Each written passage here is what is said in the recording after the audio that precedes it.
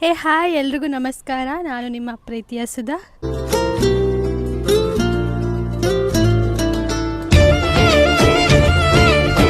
So ನಾನಿವತ್ತು ನಮ್ಮೂರು ಪರಶಾಂಪುರಕ್ಕೆ ಹೋಗ್ತಾ ಇದ್ದೀನಿ.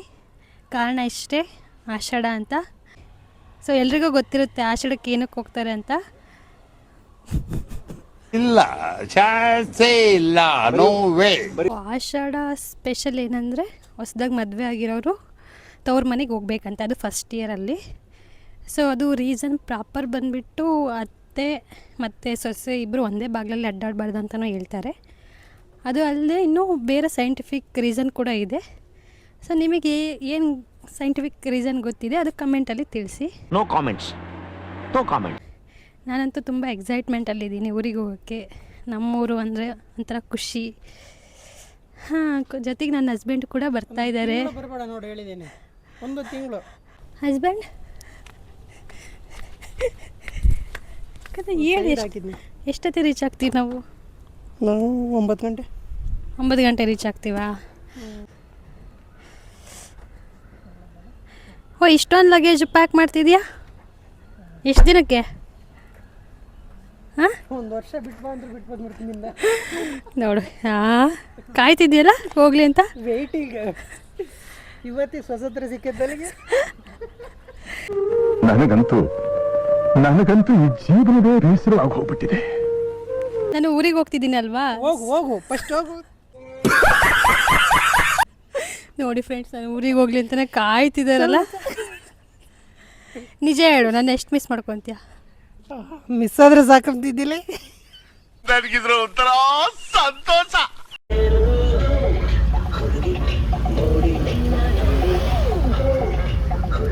ಫ್ರೆಂಡ್ಸ್, ವೆದರ್ ಅಂತೂ ಸಖತ್ತಾಗಿದೆ.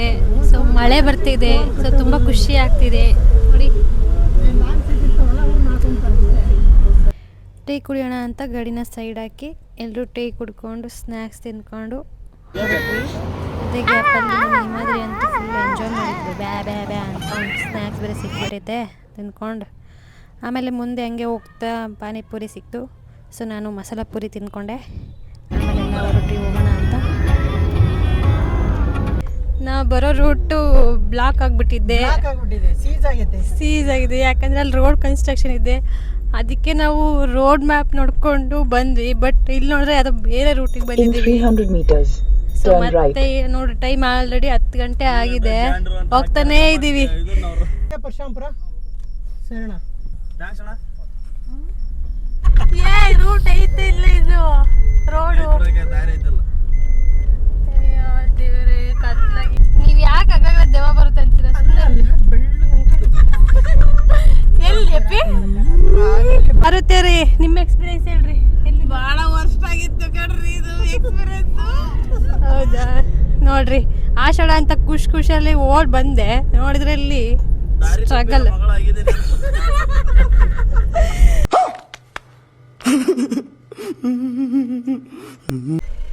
ವಲಸೆ ರೋಡ್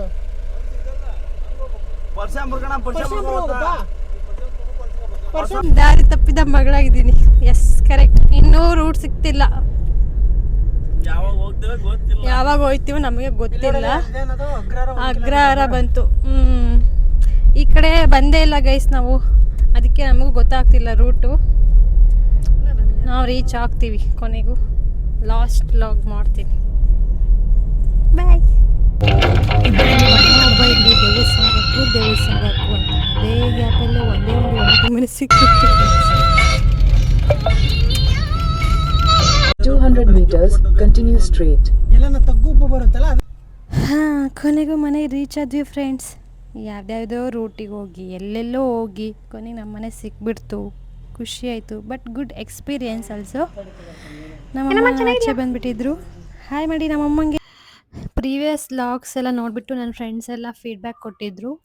ಸೊ ನಾನು ಅವರೆಲ್ಲ ಫೀಡ್ಬ್ಯಾಕ್ನ ಅಕ್ಸೆಪ್ಟ್ ಮಾಡ್ತೀನಿ. ನೆಗೆಟಿವ್ ಆಗಿರಲಿ, ಪಾಸಿಟಿವ್ ಆಗಿರಲಿ.